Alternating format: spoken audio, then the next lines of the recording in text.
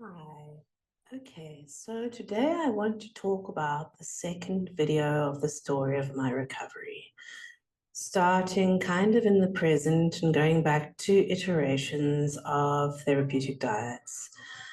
Um, so today, in my current state of remission, the diet protocol I follow is that of the carnivore diet. And I've never felt so good as I have on the carnivore diet. Detox type diets involving 22 hours of hunger a day, I have reached similar levels of vitality and well-being, but it's not sustainable. You know, you get to that point, you go, oh my gosh, what a beautiful body. You feel fantastic. And shortly after that, you have to start reintroducing food for calories and protein. The carnivore diet, I've reached that point and beyond in a sustainable way. Come to this diet lightly. I was a vegetarian for 7 years, and thereafter I was a minimal meat eater because I don't want to be responsible for the deaths and sufferings of animals.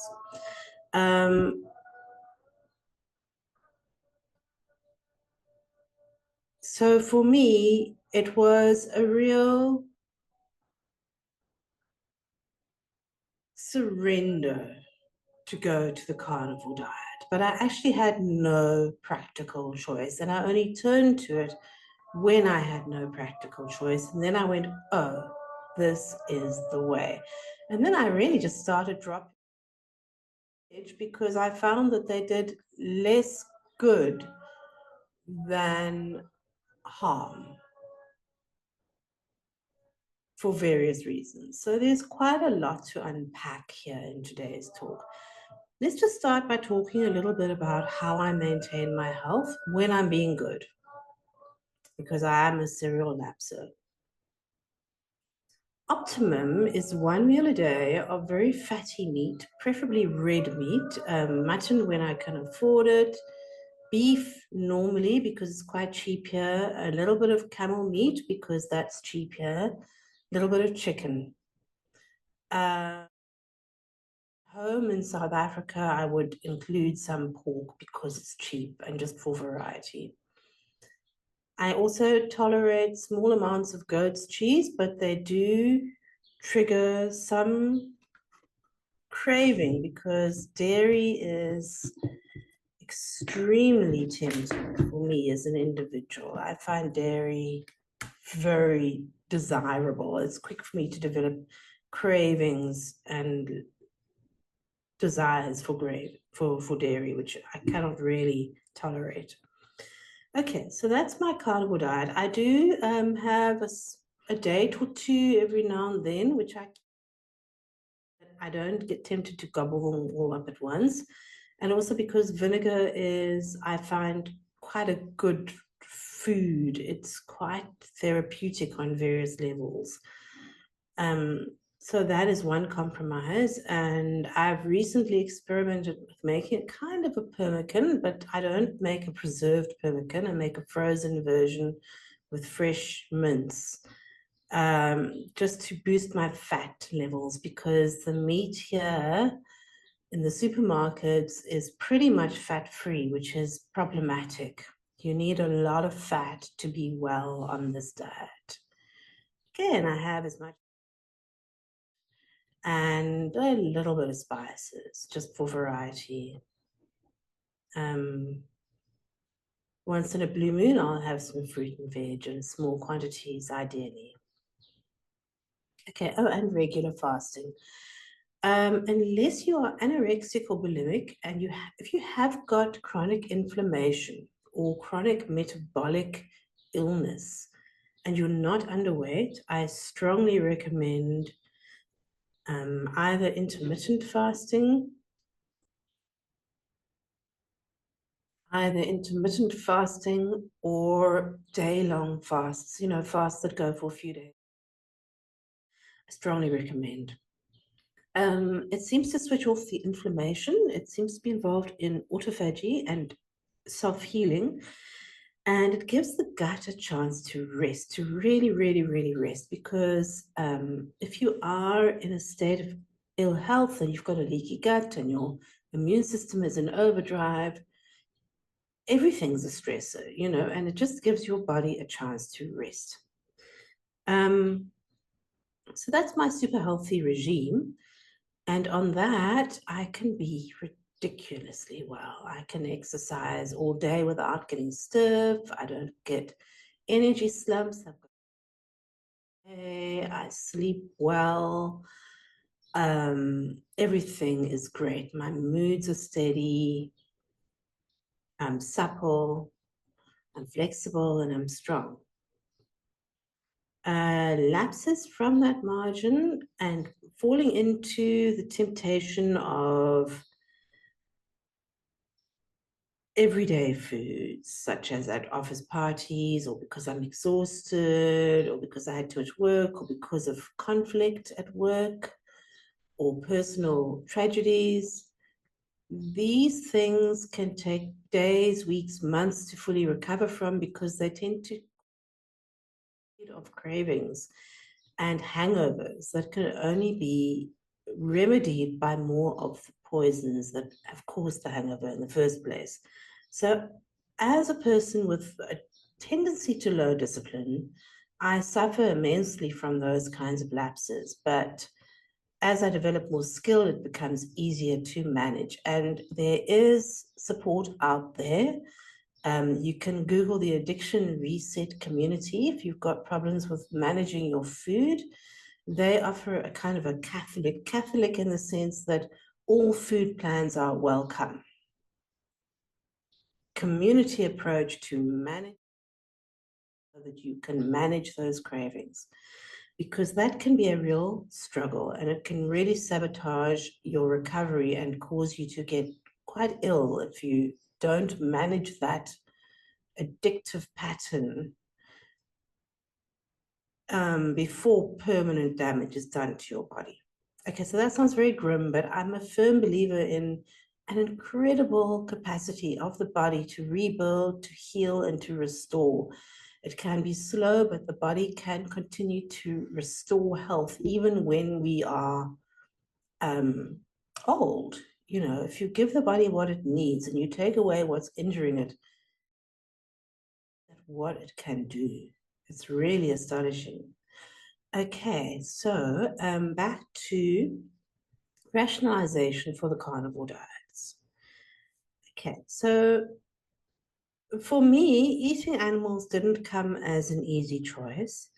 I do not, unlike many carnivores, believe that it's a sustainable diet for 8 billion people on the planet. 8 billion people are not sustainable in the first place because we are large apex predators. And as such, even if you're not carnivore, you consume a vast amount of the calories, the available calories on the planet. Your footprint is gigantic. Now, this is true of any apex predator. If you look at a great white shark, a lion, an eagle, each of those is sustained by, for one animal, at least 10 prey animals, probably more like 100. Each of those prey animals is sustained by a larger system down to the plants, which get their energy from the sun. So you can imagine the territory. I mean, you know how many hectares you need to support a very small herd of cattle, a very large area.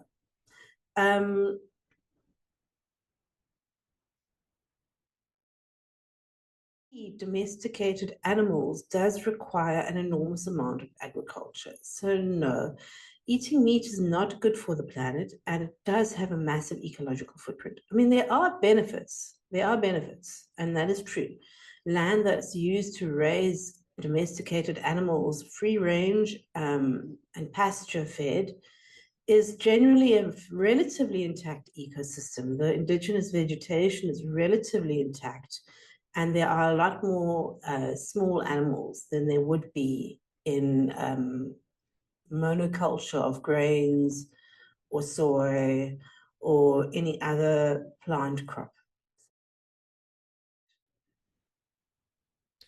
The reason why I think that carnivore is justified is because I think that we are biologically best suited for it. And as any other organism on the planet, it is our right as living beings to attempt to be as healthy as we can be and to eat what our bodies require to be healthy. Now, humans, before we were Homo sapiens, we were various kinds of hominid, and those kinds of hominids have had hunting tools for about 2 million years, I think it is, a very long time. We've been using those tools mainly for hunting. It's true that humans are omnivores. We have always had gathering, and we've had agriculture for 10,000 years. So there's always been some plant material as an option. But before agriculture, most plants were unpalatable and extremely difficult to digest. We cannot digest cellulose. Herbivores can digest cellulose, or they're fructivores. We are not fructivores. We cannot live on fruit. We're too big, for one thing. You don't get year-round fruit that supports large bodies like these. Okay. With agriculture, our population about 10,000 years ago, but as individuals,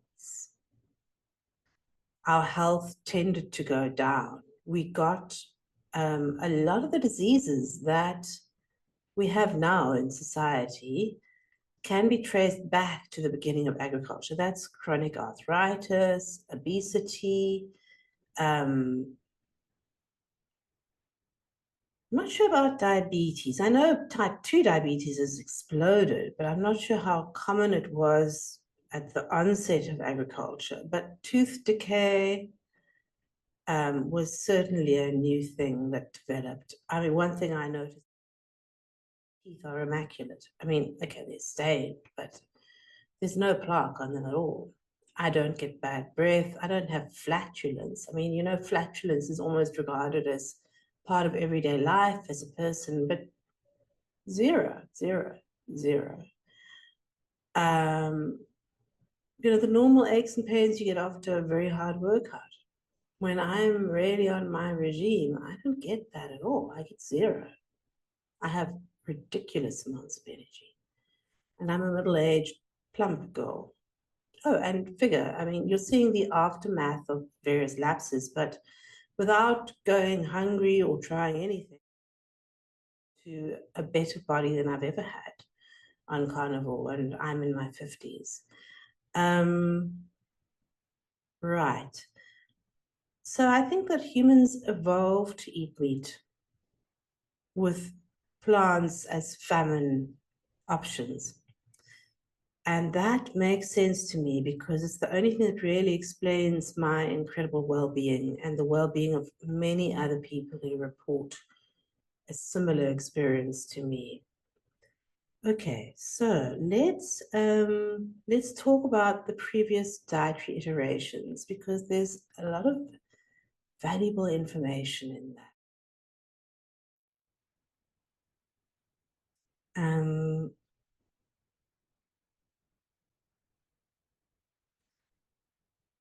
Let me start by taking us back to just before COVID.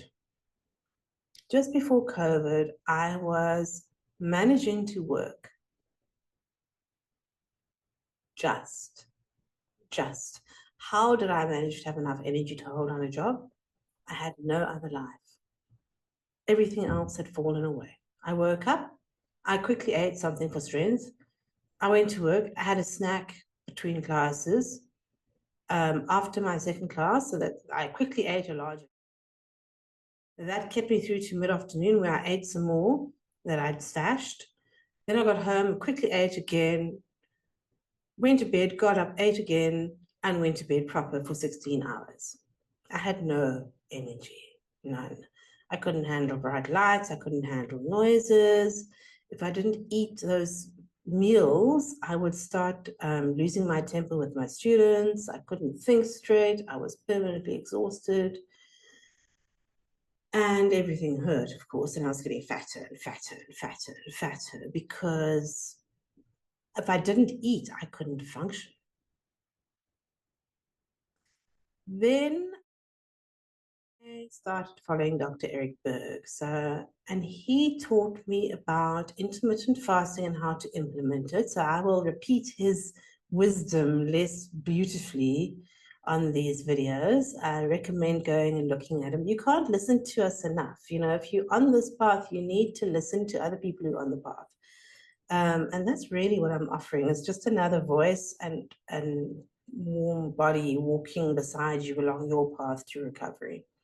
So intermittent fasting, slowly implementing that because I thought, no, I cannot continue in this way. I have to prioritize healing because if I don't, I won't be able to keep my job anyway. And that was true. Then I also slowly started cutting out all the allergens again, one by one, by one, by one. And each one I'd give days or weeks to cut out. I didn't really do rotation diet this time into my remission. Although I do think it's probably a good idea to reintroduce rotation into my carnivore diet. I'm probably going to do that next, just for safety. Okay, so back to intermittent fasting and cutting out allergens. So I did end up going into ketogenic diets simply because that's how it's sustainable. How you make it sustainable. Because if you're not in ketosis, your blood sugar is inherently unstable. So when you're trying to implement intermittent fasting, you're going to be constantly getting weak and hungry and really having to fight hard. So if you want to introduce fasting, get into ketosis first. So slowly, I went back to the autoimmune protocol and combined that with intermittent fasting and combined that with introducing meat. That quickly became carnivore as it became health was. And carnivore was the key for me to making the autoimmune protocol work. Until then, it did not work.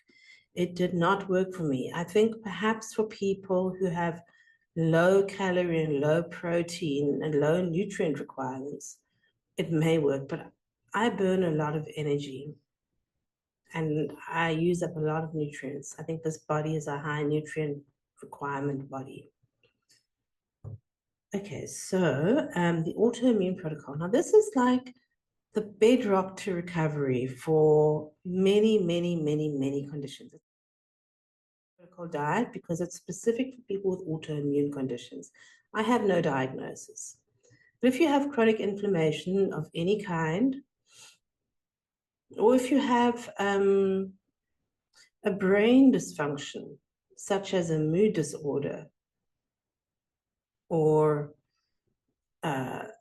extreme bad temper, or brain fog, used to be called brain fag, but the name changed, or inability to concentrate, or an autism spectrum disorder, I recommend autoimmune experiment. If you have epilepsy, go straight to carnivore. I recommend going on to ketosis for epilepsy and specifically carnivore. And chronic fatigue syndrome, I think this is an umbrella term, possibly similar to fibromyalgia, that I think it contains several different disorders, like schizophrenia does, several different hidden disorders. But we don't need to know the where and the how and the why that the body is breaking and dysfunctioning. We don't actually need to know that. That's interesting. And yay for modern medicine, go for it. And for that, start by removing the stresses from your body, the nutritional stresses, the foods that we're eating because of the modern industrial process, not because they're optimum for us. And go back to the ancestral diet as close as you can, which to me is meat, but autoimmune is a valuable step. So let's go through autoimmune. Autoimmune protocol diet is based on scientific research on what foods are inflammatory. So everything in the autoimmune protocol diet that's been removed has been removed specifically because it is inflammatory or irritating to the gut. Let's start with the sequence that I would follow if I was to be cleaning up my diet from day one on a normal Western diet. Day one, I would start by taking out seed oils. Seed oils are known to be inflammatory because of the omega-6 fatty acids that they contain. Those out of balance with omega-3 are inflammatory. Plus, that processed oil, there's nothing like it in there. We never evolved to consume it. It's not beneficial and it's proven to be inflammatory. Take it out. It's an easy win because very few people are addicted to seed oils. If you're addicted, you'll be more likely to be addicted to the seeds themselves, like sunflower seeds or sesame seeds. So cut those seeds out. Cut out the seeds that oils are made from and cut out the oils. That means no processed food, which means changing your shopping. Plan your shopping. That's also going to be a long learning curve. Shopping comes before eating. So before you plan on your eating, organize your shopping, and that makes the eating 1,000 times better. Okay, so oils out. Once you're comfortable with it, you've got 3 choices next. Oh, 4. Actually, from there, you could go nightshades out because it's not a great sacrifice to cut out potatoes, tomatoes, eggplant, and peppers and chilies. For you, if it is, you might want to do this as your second or third cutout, but since you've got to cut them out anyway, you may as well start learning how to cook without tomatoes and potatoes and chilies. It's a big shock for some of us. I know it's a staple. I mean, I love nightshades. I love all the nightshades. They're part of my food culture. They're cheap, they're readily available, they're fresh, they're pretty. Oh, and they're readily available in greasy spoon joints, which are some of my favorite places to hang out and to eat. I love greasy spoons and I can't do them anymore. So big sacrifice there. So cutting out the nightshades. Once you've got your nightshades out, say, and you give it a few days, okay, now I've got equilibrium. I know what I'm going to eat. I know how to eat it. I'm not going through cravings. I'm at peace with the nightshades and I'm ready to move forward. Now we've got the big 3, grains, dairy, sugar. If I was to be doing this, I would cut out the sugar. Why the sugar? Because I think it's the most addictive, but it may be different for you. For me, I had blood sugar symptoms. I'm pretty sure I most likely was pre-diabetic. I was pretty obese. And I had a lot of the symptoms, even the skin tags. And the unsatisfiability and the addiction to sweets. Okay, so I would cut out the sugar, but you choose for yourself. You might want to have such as xylitol or stevia, or not fructose. Fructose is not a good one.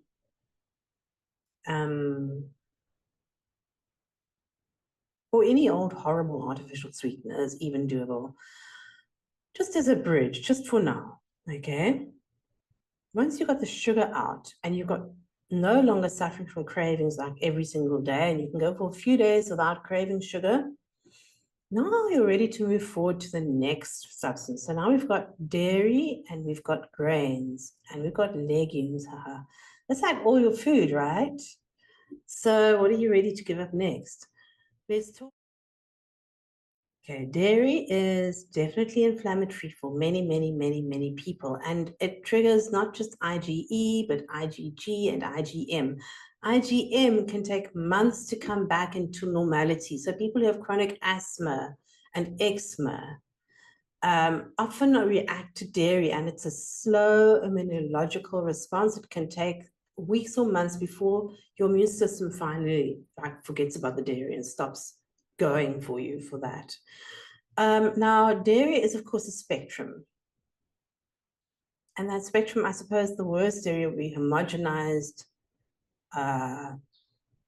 milk. Is ghee. I actually can tolerate ghee. Many people can tolerate butter. Some people can tolerate cheese and yogurt. So you have to so you can eliminate it in stages, starting with the worst form and going down to the most tolerable form. Ghee is very easy to make. You just heat your butter until it clarifies, and then until the proteins and other milk solids sink to the bottom of the pot and turn brown. And then you sieve it through a piece of muslin or cotton, and you have ghee. Okay, some people cannot tolerate ghee, but for me, it works well. Dairy. So now you've eliminated dairy. Now your whole diet is like, oh, there's not much left to eat. What are you going to eat? By now, you should already have brought in a lot more meat. If you're still resisting the meat, you might be living on eggs. And you might be living on, I don't know if you tolerate fish. Shellfish doesn't have much consciousness, so that might be a good bridging food if you're concerned about having to take something else's life in order to live. Lots of vegetables by now. If you're not on meat, you're on veg. And some fruit, but not too much fruit because your body doesn't really tolerate vast amounts of fruit either. It's too sugary, especially modern fruit. None of that fruit evolved in nature. It's all been farmed into sugary, packageable, delicious, tempting delicacy from the shop. Okay. None of that grows in nature.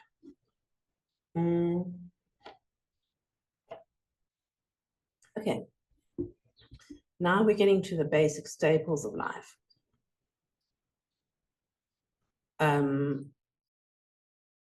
Legumes and grains. Oh, one more thing about dairy. If you're cutting out the dairy and you're not bringing in animal protein, you are definitely heading for undernutrition because of the problem of B12 and various other substances that are found in animal foods, not plant foods. So you might want to be hitting the supplements if you're not heading for carnivore or for a high meat diet. Okay, we'll talk about supplements another day. And they're important. You need to be adequately nutritioned. You can't just cut things out and expect to stick to your diet, because you're not gonna, because nobody wants to starve to death. Huge willpower to go against the body's desire to constantly maintain its calorie input. And B, because you're going to be hungry all the time. All right. So now we get into grains and legumes. Which is worse? You know, I love legumes. I lived on lentils. I love lentils. I love vegetarian food. I love the sweetness of the people that make vegetarian food. I love the culture of vegetarian food. I love its humility. I love the heavy spices and herbs that go into it. And I love the way that it's cooked so carefully and with such love, because you have to do that to make it taste nice. So there's a lot of skill in vegetarian food.